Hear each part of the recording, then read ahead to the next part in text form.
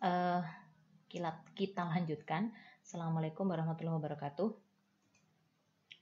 Oh, ini kenapa saya nggak open kamera ya? Udahlah, nggak apa-apa. Oke, baik. Ini saya lanjutkan untuk materi topsis ya.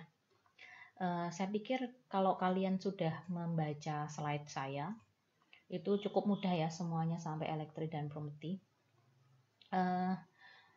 Cuma memang tidak semua saya berikan contoh yang cukup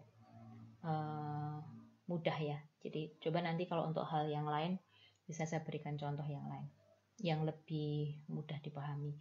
Ini kalau jadi topsis ya.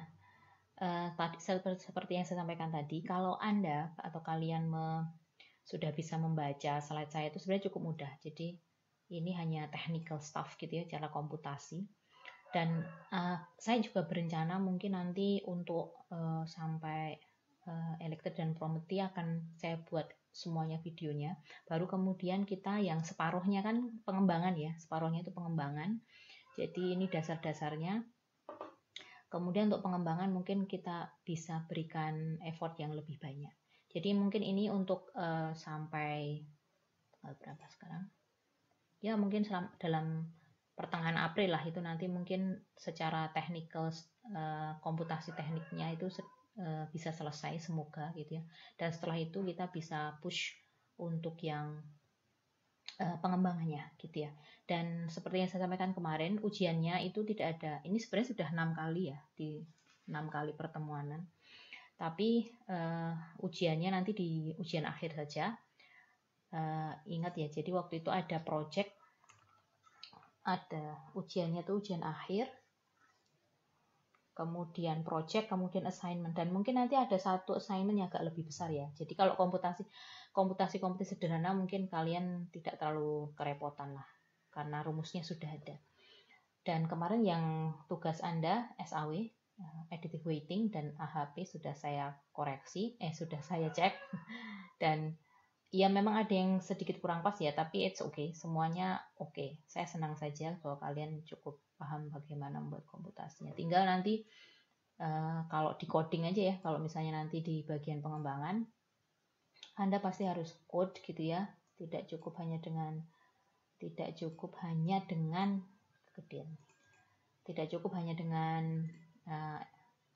Excel gitu ya. Baik, ini saya lanjutkan untuk topsis. Topsis ini masuk kategori yang kedua ya dalam MCDM. Multi criteria decision making itu masih masuk kriteria yang kedua atau kategori yang kedua, yaitu agregasi. Dan secara spesifik memang topsis ini sama seperti AHP ataupun ANP ya. Jadi dia berusaha agar bisa menutupi kekurangan dari SAW atau additive weighting, ataupun metode-metode lain yang masuk kategori 1 yang elementer ya, yang elementary, dan ini masuk oleh periset dimasukkan dalam kategori yang kedua, yaitu kategori agregasi. Sehingga kalau kategori yang kedua sebenarnya karakternya tidak jauh berbeda seperti metode-metode atau framework metode yang diperkenalkan juga pada kategori yang kedua seperti AHP dan ANP. Jadi seperti misalnya, ini yang mana ya? Ini karakteristik ya, misalnya karakteristik berusaha menguatkan objektivitas dari decision making, sama topsis juga punya harapan seperti itu. Kemudian melakukan proses agregasi, betul juga sama melakukan nanti proses agregasi. Kemudian perbedaannya mungkin ya, kalau ini kan khusus untuk AHP. Nah ini, kemudian ini yang keempatnya juga karakternya. Jadi kalau saya boleh berikan summary, sama ya. Jadi yang pertama itu kalau topsis gitu ya, topsis tidak jauh berbeda seperti AHP. Kenapa ini? Oh, keyboardnya harus diganti Jerman. Oke, topsis yang pertama meningkatkan, sama ya, meningkatkan objectivity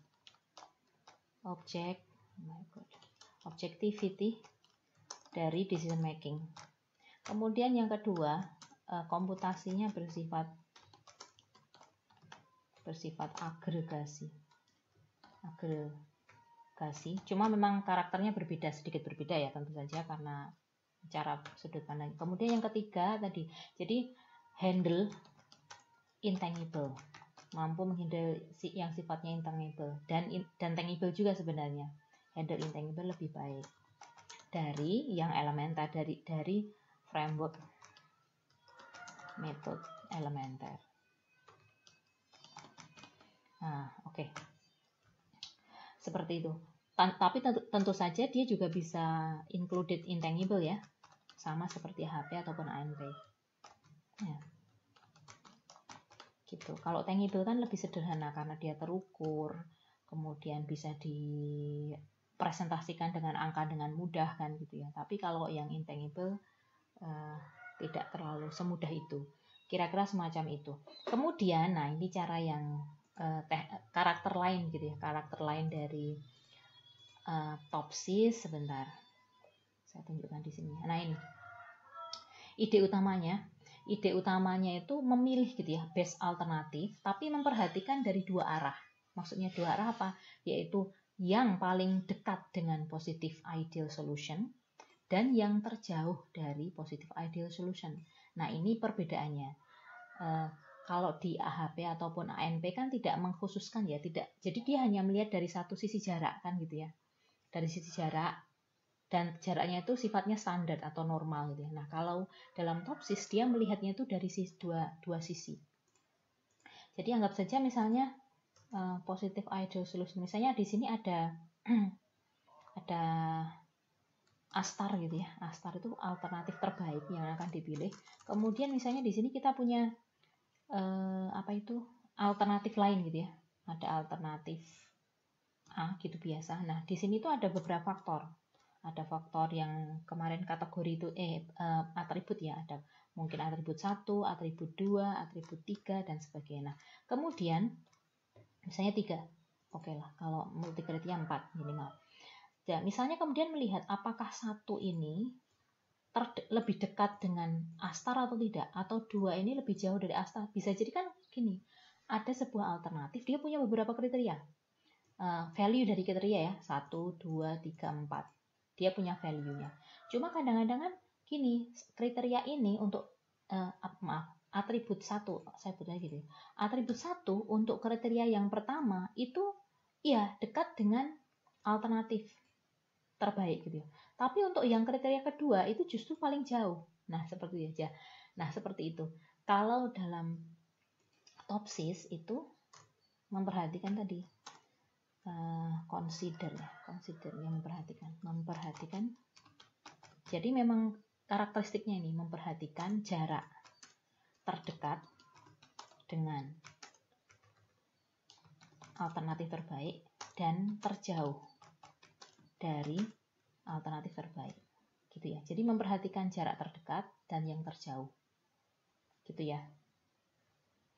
Nah istilahnya kemudian memperhatikan jarak terdekat dengan ini disebut sebagai positive ideal solution, atau ini disebut sebagai PIS gitu ya, positive ideal solution. Dan yang terjauh yang disebut sebagai negative ideal solution atau disebut sebagai NIS. Nah, seperti itu. Jadi memperhatikan dari beberapa kriteria di sini tuh yang kan ada A1, A2 dan seterusnya. Misalnya ada A2 kan juga, A2 juga punya value gitu ya.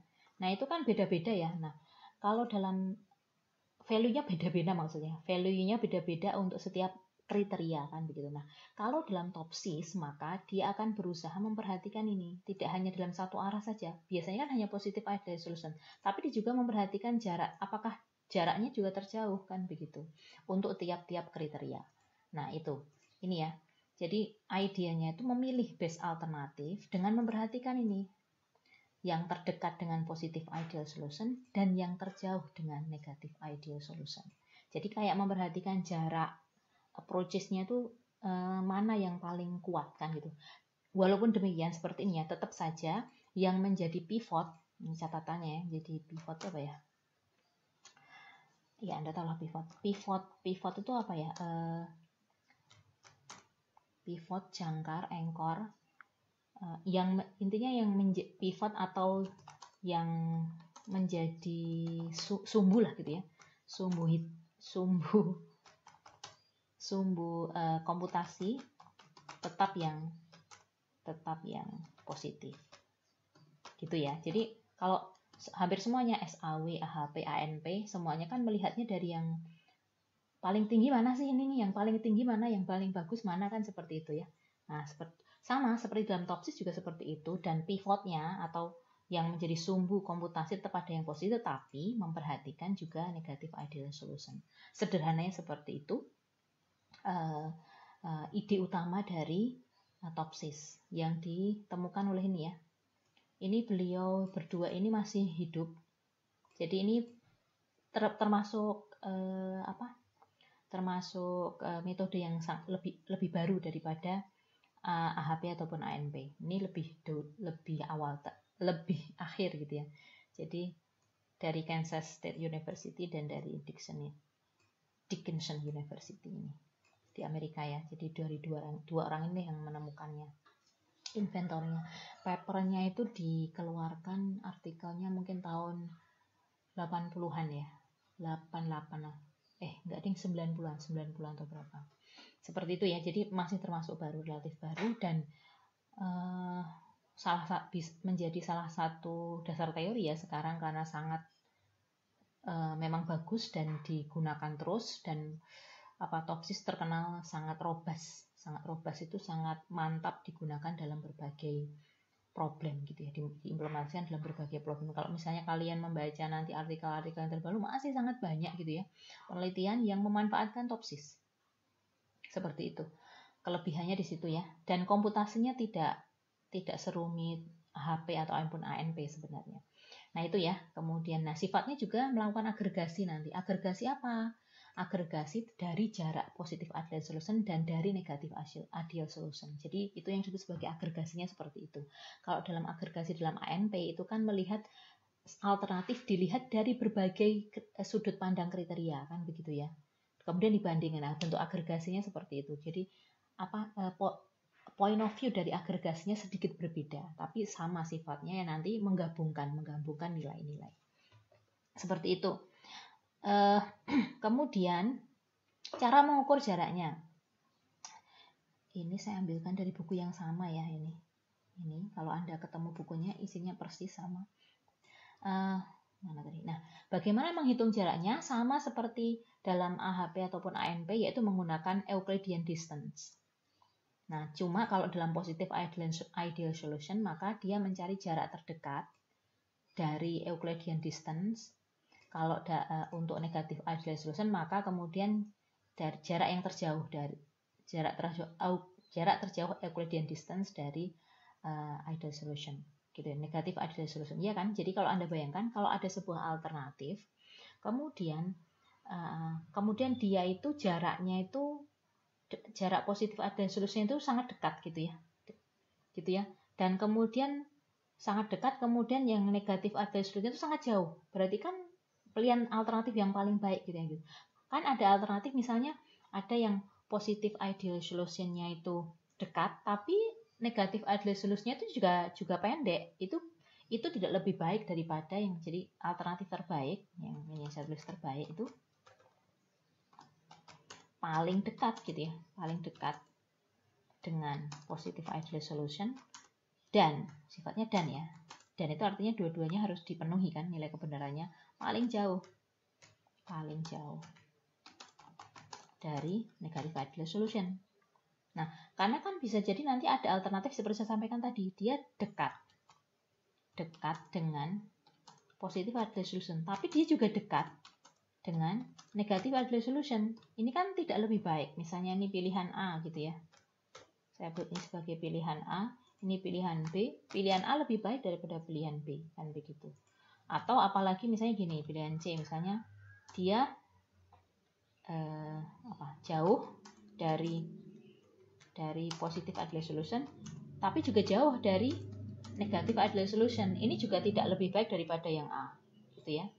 Ada juga yang paling buruk, ini misalnya D, jauh dari positif ideal solution, justru sebaliknya kemudian dekat dengan negatif ideal solution. Ini pilihan yang paling buruk, paham ya? Jadi ini ideologi lah saya bilang, atau karakter dari topsis. Nah, nanti kalau misalnya Anda ketemu sebuah problem yang ternyata ada aspek-aspek seperti ini, misalnya harus diperhatikan dari positif ideal solution dan negatif ideal solutionnya. Apakah jaraknya terdekat dengan yang terbaik ataukah jarak yang terjauh dari yang terburuk, kan begitu. Kalau misalnya Anda ketemu problem yang sifatnya semacam itu, maka paling cocoknya menggunakan topsis. Kira-kira seperti itu ya. Oke. Baik. Nah, itu ya, cara menghitung jaraknya tetap dengan Euclidean distance. Anda sudah tahu lah Euclidean distance seperti apa. Nah, ada ini saya tambahkan ya, sama seperti penelitian yang lain yang saya tuliskan di atas.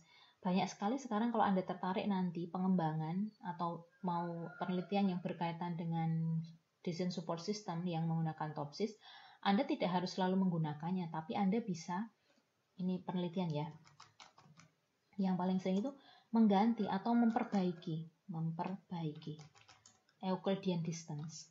Jadi yang diperkenalkan aslinya ya, defaultnya, standarnya itu menggunakan Euclidean distance. Tapi bisa jadi begini, dalam kasus-kasus tertentu itu sangat mungkin Euclidean distance itu nggak mencukupi, paham ya maksud saya? Jadi Euclidean distance yang sederhana itu tidak mencukupi kalau problemnya kompleks. Jadi kalau misalnya problemnya kompleks, Anda dekati dengan cara yang linear, ya tidak kongruen kan gitu ya. Nah, bisa jadi mungkin Anda nanti memperbaiki Euclidean distance gitu ya untuk kasus itu. Jadi Anda seperti memperkenalkan cara ukur distance yang baru. Nah, ini penelitian benar, ini bagus. Dan modal Anda hanya sekali lagi sama, yaitu kertas dan pensil gitu ya. Jadi penelitian yang paling mudah gitu ya. Itulah kelebihan dari informatika gitu ya. Jadi semuanya bisa dikerjakan dengan mudah dibandingkan domain-domain yang lain gitu ya, seperti kimia, fisika kan harus eksperimen, harus ada alat khusus yang harganya sangat mahal kan gitu ya. Nah, kalau di informatika modalnya itu lebih sederhana. Nah, ini bagus sekali kalau memang kasusnya ini kasusnya tidak mencukupi, Euclidean distance itu tidak cukup. Dan ini artikel-artikel seperti ini cukup banyak ya. Dan kalau Anda tertarik melakukan penelitian seperti ini tuh sangat cepat nanti. Anda mungkin hanya, kalau teman Anda butuh waktu 5 bulan gitu atau 6 bulan, Anda mungkin hanya 2 bulan atau 1 bulan saja. Karena ini intinya gitu ya. Jadi mainnya formula gitu, paling sederhana. Oke, lanjut. Sebentar. Iya, sebentar, saya ingat-ingat karakter apa lagi ya yang di... Oh iya, topsis itu, saya tuliskan di mana ya? Yang kelima ya berarti. Topsis itu mirip menggunakan basic dari SAW ya, di mana memperkenalkan benefit dan cost kriteria. Jadi menggunakan benefit dan cost kriteria. Nah, nanti kalau Anda sudah menentukan benefit dan cost kriteria seperti dalam SAW, maka cara mengukur positif ideal solution dan negatif ideal solution itu nanti dipengaruhi oleh apakah dia kriteria benefit atau kriteria cost, kan begitu. Kalau misalnya kriterianya itu kriteria benefit, sebentar, misalnya, oke lah, ntar di sini aja. Misalnya ada dua kriteria, C1 saya bilang gitu ya. C1 misalnya dia sebut sebagai benefit, Anda masukkan sebagai benefit. Kemudian misalnya C2 itu cost gitu ya. Nah, kalau C1 benefit artinya makin kecil, makin besar maka sebentar, makin besar angkanya atau ratingnya atau value-nya, maka makin bagus. Nah, dia artinya yang terbesar nanti, C1 itu nanti yang besar itu akan menjadi istilahnya itu R+. R+, mana plus? Oh my god. Oke. Jadi rating yang positif atau V+ gitu ya. V+ atau R+ gitu ya. Kan atau X gitu ya. Jadi banyak sekali. Nah, itu ratingnya itu adalah yang positif. Nah, kalau cost cost itu makin kecil makin bagus kan ya. Nah, artinya di sini yang menjadi V plus-nya itu yang paling besar ini. Yang kalau yang di benefit yang menjadi V plus-nya itu yang paling besar. Tapi sebaliknya kalau dalam cost makin kecil makin bagus, maka V plus-nya gini ya, maaf. V plus-nya itu yang paling besar kalau yang C1 yang benefit, kalau cost V plus-nya yang paling kecil gitu. Gitu saja. Yang paling kecil ratingnya, paham ya? Seperti itu. Ya kan, kalau makin kecil makin bagus, berarti V plus-nya di sini yang paling kecil. Kalau dia kriterianya cost, dan V plus-nya itu yang paling besar jika dia kriteria adalah yang bersifatnya benefit. Nah ini, nanti hanya berpengaruh pada penempatan ini saja, penempatan V plus-nya sama V minus-nya. Kira-kira semacam itu ya. Terus apalagi ya, sebentar, saya ingat lagi. Yang utama itu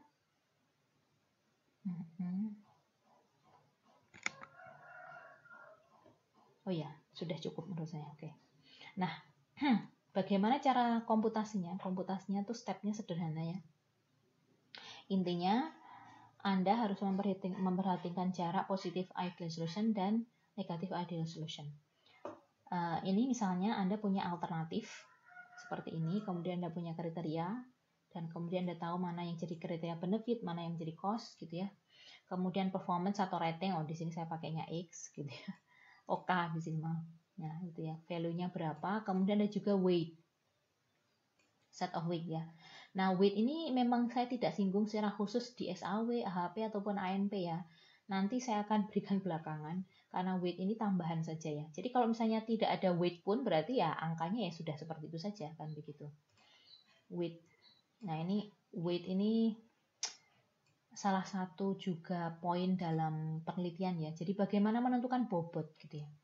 Tidak mudah loh. Kalau misalnya Anda sudah menentukan kriteria, dari proses bisnis, dari sifat yang dari step yang sifatnya organisasional, Anda sudah menemukan kriterianya ini ada 10 kriteria. Mana yang benefit, yang mana cost. Tapi cara menentukan bobotnya bagaimana? Nah, ini bisa menjadi salah satu penelitian yang lain. Bagaimana? Kan bobot juga kalau gampang, kalau dalam SAW itu kan memang karena karakternya itu subjectivity dari pengambil keputusan tinggi, suka-suka yang mengambil keputusan ya kan? Kalau misalnya Anda menjadi pengambil keputusan, seperti juga dalam AHP kemarin ya, saya bebaskan Anda untuk menjadi pengambil keputusan, memberikan rating gitu ya. Memberikan rating dalam pairwise comparison itu kan ya. Itu mudah. Nah, bagaimana kalau apakah ini benar atau tidak saya memberikan bobot ini kan begitu. Nah, ini juga menjadi salah satu penelitian yang terbaik. Salah satu ya yang sekarang ongoing research dalam desain support system itu bagaimana menentukan bobot terbaik. Oke, saya lanjutkan. Kemudian jadi bisa dibuat dalam TOPSIS itu fungsinya seperti ini. Oke, lanjut. Cara mengukur cara komputasinya, step yang pertama ini.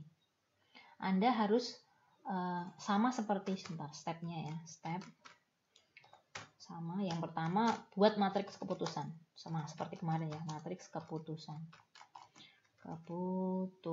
Membuat matriks keputusan di mana ini di sini ya. Di sini kriteria, di sini alternatif. Sama ya dalam SAW begitu, dalam AHP juga begitu, walaupun AHP agak sedikit berbeda, begitu juga dalam ANP. Nah, first step juga sama seperti itu dalam TOPSIS, Anda menentukan membuat matriks keputusan. Gitu ya. Kemudian melakukan normalisasi. Rating. Membuat normalisasi rating dan hitungannya seperti ini, sederhana sekali. Jadi Anda menghitung rata-rata ya. Rata-rata dari kuadrat rating di dalam satu kriteria kan begitu. Kemudian dibuat normalisasi dengan cara seperti ini. Hitungannya ya, sederhana sekali. Normalisasi rating. Ada yang mungkin yang tanya, kalau tidak dinormalisasi bagaimana Bu? Tidak bisa, jadi harus dinormalisasi. Memang seperti ini langkah dari TOPSIS ya, harus dinormalisasi. Kalau yang di AHP atau ANP itu kan normalisasinya normalisasi sederhana ya, tidak ada rumus secara khusus bagaimana membuat normalisasi. Intinya ya kalau misalnya gimana angkanya itu antara 0 sampai 1 gitu kan kalau sederhananya. Nah ini dia Topsis memberikan formula tersendiri. Ini juga formulanya sederhana, basicnya juga Euclidean distance kalau Anda tahu. Nah kemudian ini tadi sudah saya sampaikan ya, jadi kalau Anda sudah tahu benefit kriteria seperti apa, cost kriteria seperti apa, kemudian langkah selanjutnya itu ini, yang ketiga membuat weight, membuat weighted matriks keputusan, normalisasi rating, jadi atau disebut juga sebagai normalized matriks keputusan.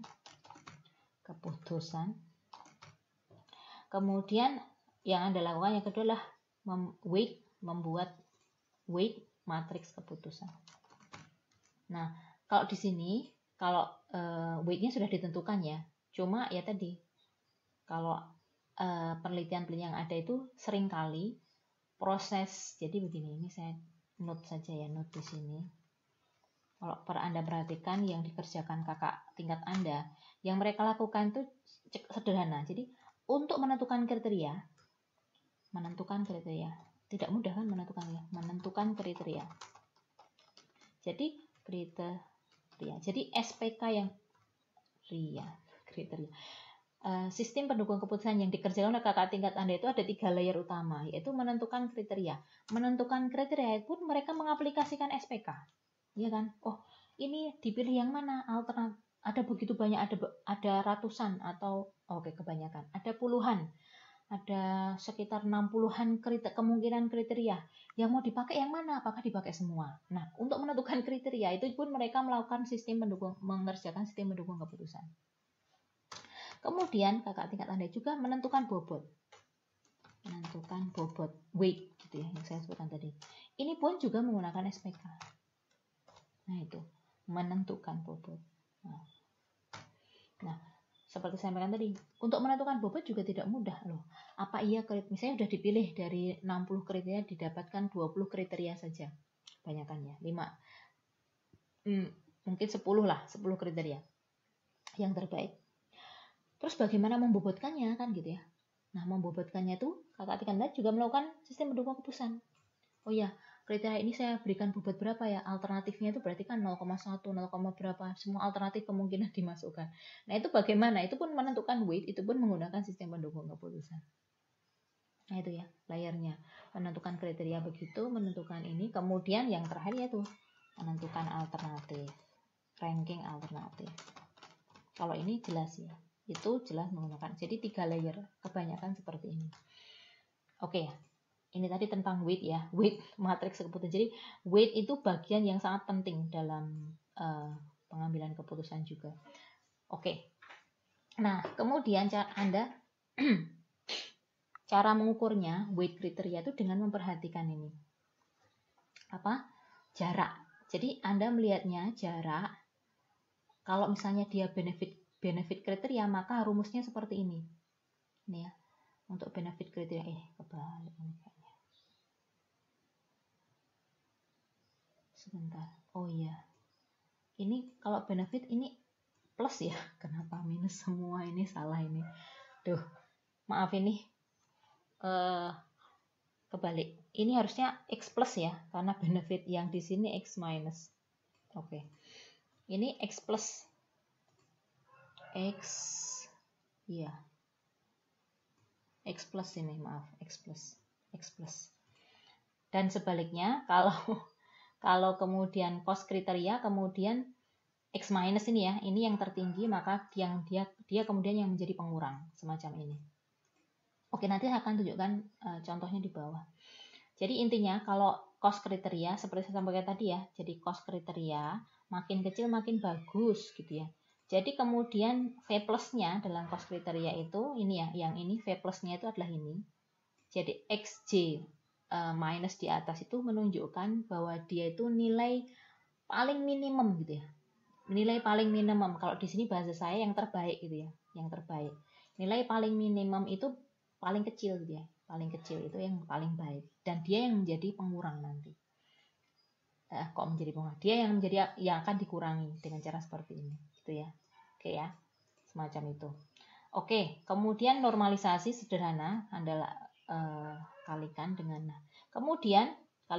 weight, dengan bobot. Kemudian langkah 4 itu adalah ini. Membuat positive ideal solution matrix dan negative ideal solution matrix. Itu ya. Jadi nanti berarti Anda akan menyusun positive ideal solution matrix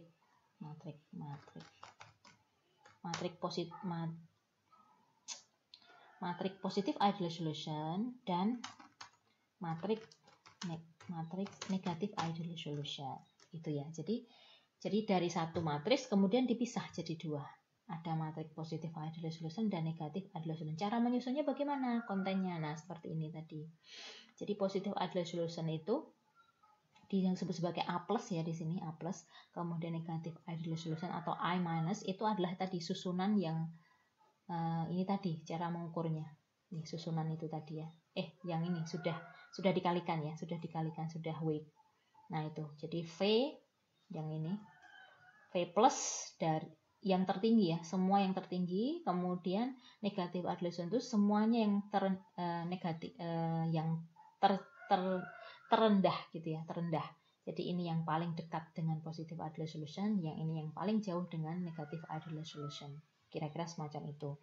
Di mana ini ya J1 dan J2 itu adalah benefit dan cost atribut. Jadi kalau Anda menyusunnya J1 di sini J1 ini adalah positif cost kriteria. Kemudian J2 ini adalah negatif atau cost atribut. Jadi diurutkan dari yang paling istilahnya itu hanya melihat dari yang tertinggi kalau dalam positive ideal solution dan yang negatif yang terendah atau yang terendah dalam negative ideal solution. Seperti itu. Ini ya.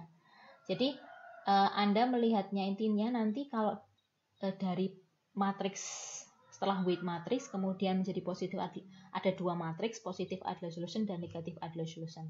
Saya ulangi ya. Jadi di positive ideal solution itu terkumpul semua yang terbesar kan begitu ya. Yang terbesar, rating yang terbesar. Kemudian yang negative ideal solution itu adalah yang terjauh gitu ya, yang dianggap terjauh dari negative ideal solution. Seperti itu. Tadi mungkin agak salah saya. Jadi positive ideal solution itu adalah yang paling dekat dengan alternatif disebut sebagai positive, dan yang negatif ideal solution adalah yang terjauh gitu ya dari negatif ideal solution. Kira-kira semacam itu, tergantung apakah kriteria Anda itu disebut sebagai cara mengukurnya ya, cara mengukur ini tadi, cara mengukur jaraknya ini tadi, apakah dia cost kriteria atau benefit kriteria. Kalau cost kriteria berarti ya ini yang digunakan adalah yang tertinggi. Kalau yang digunakan yang tertinggi itu sebagai yang akan mengurangi. Kalau yang cost kriteria maka yang mulai adalah yang paling kecil. Gitu ya, yang paling kecil, yang lebih kecil. Oke, nanti ada contohnya di bawah. Kemudian langkah selanjutnya ini ya. Sama tadi calculate separation from PSA dan negative ideal solution, ini tadi sudah.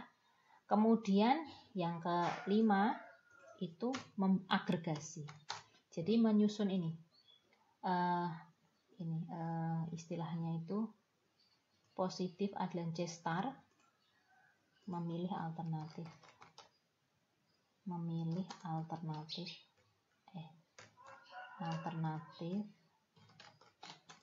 dari nilai agregasi positif ideal solution dan negatif ideal solution. Ada hitungannya, ada yang disebut sebagai this one salah. Nah ini. Jadi ini langkah yang kelima ya. Ini harusnya langkah yang kelima adalah memilih alternatif dari nilai agregasi positif ideal solution dan negatif ideal solution. Nah ini. Ini hitungannya. Kalau seperti yang saya sampaikan tadi, walaupun memperhatikan positive ideal solution dan negative ideal solution, tetap pivotnya atau standarnya itu adalah yang positive ideal solution. Sehingga yang diukur adalah jarak yang sumbunya itu adalah pada yang positif. Sehingga hitungannya seperti ini. Anda mungkin bertanya kok apa CK starnya itu bukan yang DK plus, Bu. Dan di sini itu gabungan, bukan DK star lah, bukan DK star atau DK plus. Tapi kenapa yang negatif ya? Seperti tadi, karena mau mengukur seberapa jauh sih negatif ideal solution-nya itu. Kalau negatif ideal solution-nya itu memang sangat jauh gitu ya dari positif ideal solution, berarti memang paling baik. Tapi kalau terlalu dekat, berarti itu yang tidak terlalu baik. Nah, seperti itu. Jadi tetap pivotnya atau yang mungkin kalau Anda melihat jarak itu ya, Anda melihat ada dua titik gitu ya. Yang jadi pivot yang mana? Nah, ini yang jadi pivot itu yang positif ideal solution. Gitu ya. Semacam itu. Anda mungkin bertanya, kenapa bukan yang negatif? Nah, itu hal yang lain ya. Kalau misalnya Anda tertarik untuk mengubahnya, misalnya Anda ubah, bisa juga kan begitu. Tapi kalau yang dikemukakan dalam topsis seperti ini, jadi pivotnya atau sumbunya itu yang positive ideal solution, kemudian dicari jaraknya, mana yang apakah alternatif tersebut itu juga paling jauh dengan negatif ideal solution. Kalau memang dia paling jauh, maka dia terpilih kan begitu. Ratingnya lebih baik. Seperti itu. Nah ini stepnya, tapi rumusnya di sini kayaknya harus saya ganti deh. Ini harus ditaruh di sini ya. Disebutnya makanya disebut sebagai similarities to positive ideal solution. Jadi seberapa dekat memang setelah dikurangi dengan distance yang negatif ideal solution. Nah ini ya, mengkalkulasi dari positive ideal solutionnya melihat jaraknya tadi. Itu. Jadi intinya ini agregasinya di sini yang saya maksud.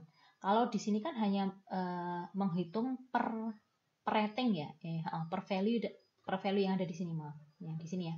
Value yang ada di sini kan kemudian diukur jaraknya. Nah, kalau sudah positive ideal solution, dia sudah melakukan, Anda lihat, perhatikan di sini sudah melakukan agregasi. Jadi DK star itu sebagai positive ideal, jarak positive ideal solution. Kalau DK minus yang di sini adalah jarak agregasi gitu ya. Agregasi dari negative ideal solution. Seperti itu. Jadi 5 step sehingga kemudian nanti pilihan yang terbaik adalah ya yang nilainya yang paling bagus ini, CK starnya ini. Gitu ya. Sederhana sekali. Sebagai contoh seperti ini. Ini saya ambilkan dari mana ya? Dari buku yang sama atau yang lain. Tapi yang jelas saya tidak buat sendiri yang ini. Sebagai contoh seperti ini. Oke lah, sudah jadi. Kriterianya sudah ada, alternatifnya sudah ada, weight-nya juga sudah ada. Kan begitu. Ini jelas sudah ya, mudah tersusun matriks keputusannya. Cuma sekali lagi, nanti kalau Anda ketemu problem, untuk menentukan alternatif ini juga butuh pemikiran ya, atau butuh komputasi khusus. Menentukan kriteria ini pun juga Anda perlu memikirkan ada komputasi khusus. Kemudian menentukan weight, nah ini juga alternatifnya khusus kan begitu ya. Komputasinya juga ada komputasi khusus kan, kira-kira seperti itu. Jadi ini dianggapnya sudah selesai. Jadi Anda punya matriks kebutuhan seperti ini dengan rating seperti ini, sederhana. Kemudian Anda normalisasikan, ingat ya rumus normalisasi seperti ini. Jadi Anda buat average ya, berarti akar dari jumlahan kuadrat dari ini keseluruhan. Kemudian tinggal 5 dibagi ini misalnya. Jadi 5 dibagi hasil akar kuadrat gitu ya, akar dari keseluruhan kuadratik tadi diperoleh seperti ini. Untuk semua kriteria. Normalisasi ya. Kemudian weight sederhana tinggal dikalikan dengan bobotnya ini, diperoleh seperti ini. Kemudian Anda perhatikan di sini sudah ditentukan. Kalau diperhatikan semuanya ini adalah benefit ya. Durability, capability, reliability. Durability yang makin bagus makin baik, capability yang makin bagus makin baik, reliability yang makin bagus makin baik. Jadi di sini semuanya benefit. Nah, kalau semua benefit Anda perhatikan ketika setelah dilakukan pembobotan dikalikan weight normalized rating, jadinya matriks kebutuhan yang sudah terbobot seperti ini. Anda perhatikan untuk yang V1 itu yang ini ya, maaf, durability. Kenapa di sini R, di sini? Oke lah, gitu intinya. Durability. Untuk durability dapat ini ya 0,11 dan seterusnya. Yang tertinggi yang mana? Yang tertinggi kan 0,18 ya, maka disebut dia ditulis sebagai plus. Yang terendah mana? Minus di sini. 0,11 ditandai sebagai minus. Ini menunjukkan ini yang tertinggi. Ini yang disebut sebagai V star tadi ya, yang di sini adalah V minus. Yang kecil. Begitu juga ini. Yang tertinggi mana? 24, yang terendah 12. Kemudian yang ini, yang tertinggi 19, yang terendah 0,10. Nah, seperti ini. Jadi diberikan tanda. Karena ini semuanya benefit kriteria, maka yang tertinggi yang plus kan, yang plus gitu ya, plus. Yang tertinggi adalah dikasih yang plus. Seperti itu. Kemudian Anda menyusun positif ideal solution dan negatif ideal solution untuk setiap alternatif. Baik, Mbak. Kalau Anda perhatikan di sini, Anda mengukurnya, maka Anda ini ya, kalkulasi. Jadi hitungannya untuk mencari distance yang menggunakan rumus ini ya, yang this one. Ini ya. Kalau dengan cara seperti ini kan berarti Anda mengukur jarak. Jadi jarak mana tadi? Nah, gini. Misalnya jarak 0,18 ke 0,18, kemudian 0,18, kemudian dikurangi 0,11, ditambahkan 0,18 dikurangi 0,15, kemudian 0,18 dikurangi 0,15, kemudian dikuadratkan dan dihasilkan intinya agregasi seperti ini sifatnya ya. Nah, diperoleh kemudian ini positif ideal solution dan negatif untuk semuanya ya, tapi ini matriknya tidak saya tunjukkan secara khusus. Sebenarnya di bawah saya ada contoh yang lain yang ya intinya kemudian ada dua matriks dan dari matriks itu diperoleh ini positif ideal solution dan negatif ideal solution. Ini matriksnya tidak ditunjukkan ya, mohon maaf. Nanti semoga yang contoh di bawah ada bisa ditunjukkan piece matriksnya dan niche matriksnya. Diperoleh seperti ini, sudah ya. Kemudian diukur ini alternatif dari nilai agregasi ini dengan menghitung tadi similaritas dengan positif ideal solution. Gitu ya. Nah, ini similaritasnya seperti ini. Kalau Anda perhatikan, yang tertinggi yang mana? Yang tertinggi adalah C3, kemudian C2, kemudian C1, C4. Nah, akhirnya diperoleh alternatifnya adalah seperti ini. Alternatif 3, alternatif 2, alternatif 1, alternatif 4. Nah, semacam itu ya. Kalau di atas tidak ada keterangan khusus ya, cumanya A1, A2, nah seterusnya. Nah, urutannya seperti ini. Sederhana. Itu ya. Oke, yang benefit dan cost tadi sudah saya jelaskan. Ini contoh yang lain. Oke. Baik. Oh ya, di sini ada dua matriks ya, positif ideal solution dan negatif ideal solution. Bagus. Baik. Ini contoh yang lain. Tentang, ya ini sama, sudah matriks keputusannya sudah terjadi seperti ini. Kalau misalnya Anda tertarik juga penelitian berkaitan dengan SPK itu bisa bagaimana menyusun matriks keputusan secara otomatis seperti ini juga bisa. Ada itu. Nah, itu seperti ini ya. Kemudian normalisasi hasilnya seperti ini dengan hitungan seperti tadi ya. Jadi Anda bandingkan dengan agregasi dari akar dari agregasi gitu ya. Akar dari agregasi kuadrat.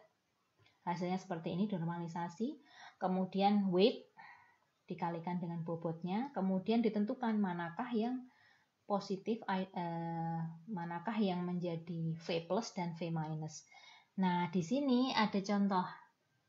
Jadi di sini kalau Anda perhatikan, choosing a brand of car. Anda perhatikan di sini style, reliability, kemudian full economy, kemudian price. Nah, kalau di sini Anda perhatikan style benefit, reliability ini benefit, full economy ini juga benefit, tapi price ini adalah cost, ya kan? Karena kalau price makin tinggi, ya makin value-nya makin berkurang gitu. Oh, kalau price-nya makin tinggi kan sebagai cost ya, kan gitu. Nah, itu berarti di sini price, cost yang lain adalah benefit kriteria.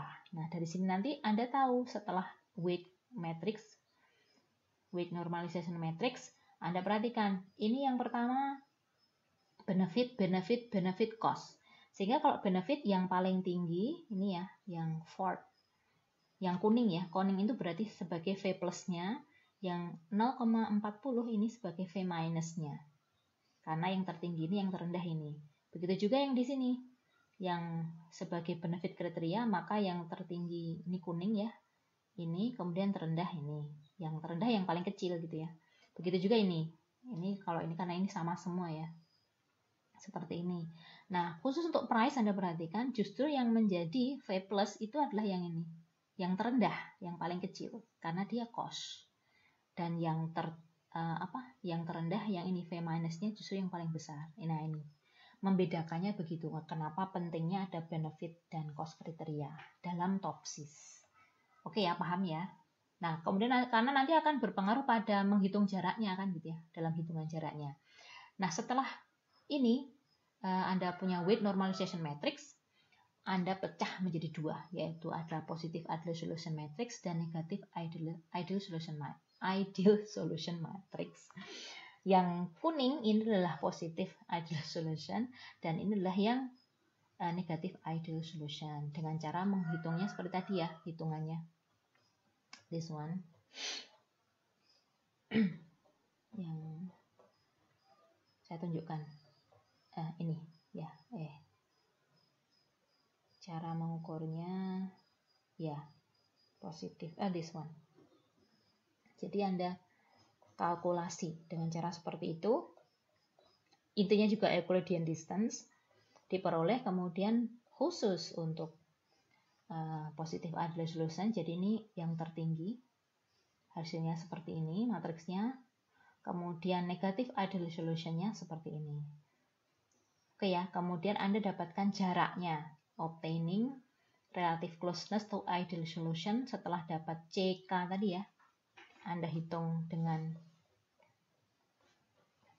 ini, hitungan this one di bawahnya. Ini yang langkah selanjutnya, maaf, masih naik lagi ya, this one ini, karena Anda sudah dapat positive ideal solution dan negative ideal solution ya. Anda kemudian dapat mengukurnya nih, similaritas to positive ideal solution. Posisinya tetap, pivotnya tetap jarak terdekat dengan positive ideal solution dengan cara hitungan seperti ini diperoleh. Tapi memperhatikan juga kan ya, memperhatikan yang benefit dan cost. Kemudian diperoleh. Ini tidak saya tunjukkan ya secara khusus. Maaf. Tapi ini sangat sederhana kok. Sangat sederhana ketika Anda sudah dapat S plusnya sama S minusnya, kemudian Anda dapat similaritas dari positive ideal solution seperti ini, cukup ini ya, convincing ya. Jadi karena jaraknya cukup jauh, 0,743, kemudian bawahnya 0,4, ini cukup jauh. Kemudian 0,4, ini 0,1. Nah, jadi alternatifnya berdasarkan Topsis seperti ini, Civic, Mazda, Saturn, Ford. Kalau kita perhatikan Ford memang harganya sangat tinggi ya, 9. Ini itu. Harganya sangat tinggi, sedangkan yang lain cukup rendah kan begitu ya. Ini rendah gitu. Nah, ini. Jadi objectivity-nya itu lebih baik dibandingkan menggunakan SAW. Nah, itu dengan memperhatikan tadi positive ideal solution dan negative ideal solution. Positive ideal solution dengan melihat pivot dari standar dari benefit dan cost tadi. Kira-kira semacam itu gitu ya. Kalau memang, jadi sederhananya ini, kalau memang Civic ini price ya, ini price ini kan cost. Artinya kalau dari lihat dari sisi price-nya saja, yang pilihannya itu ada di mana? Anda bisa langsung tahu di Mazda. Karena dia paling kecil gitu ya, paling kecil. Kemudian kalau dari sisi style, maka Ford gitu ya. Kalau dari reliability berarti Civic. Kalau dari full economy, ini Civic. Nah, ini kayaknya yang paling berpengaruh itu adalah pada ini. Ternyata Civic itu apa sih? Honda ya. Nggak punya sedan, nggak ngerti ya. Civic ini, inilah mungkin yang menunjukkan. Ternyata yang lain tuh full ekonominya nggak jauh beda. Cuma Civic ini tinggi dan Anda lihat bobotnya pun cukup tinggi. Nah, inilah kemudian bisa dilihat. Oke lah, biar mungkin Anda pikir, wah kayak gini pakai SAW aja juga bisa kan, Bu? Memang bisa kan gitu. Cuma kalau mau lebih objektif gitu ya, lebih objektifnya lebih tinggi dengan melihat tadi jarak, positif adel resolution dan negatif adel resolution, maka cara menghitungnya seperti ini. Jadi bisa dikatakan, dan inventornya juga mengatakan bahwa sebenarnya mereka kerjakan ini adalah pengembangan dari SAW kan gitu, dengan memperhatikan juga negatif ideal solution. Seperti itu ya. Kemudian nanti untuk tugas ANP saya kayaknya akan saya berikan setelah topsis. Jadi topsis dulu baru ANP, karena ANP sepertinya saya minta Anda untuk tugas besar. Jadi tugas selama ini ya A2 dan A3 itu kan tugas kecil-kecil. Nanti tugas A3 juga tugas kecil. Nah, tugas yang 4 itu agak besar. Terus yang berkaitan dengan ANP, kemudian kecil-kecil lagi juga Electric dan Prometi. Terus nanti ada project, kemudian ada project ini juga nilainya sangat tinggi, kemudian ada exam. Seperti itu. Jadi kemarin memang saya sedang hektik. Ada deadline yang lain. Ini masih ada satu deadline lagi. Jadi akan saya selesaikan dulu aja semuanya nanti video untuk Electric dan Prometi ya. Electric dan Prometi itu masuk kategori yang ketiga, jadi yang terkenal yang ketiga. Itu selebihnya nanti saya berikan informasi selanjutnya. Begitu nggih? Terima kasih. Assalamualaikum warahmatullahi wabarakatuh.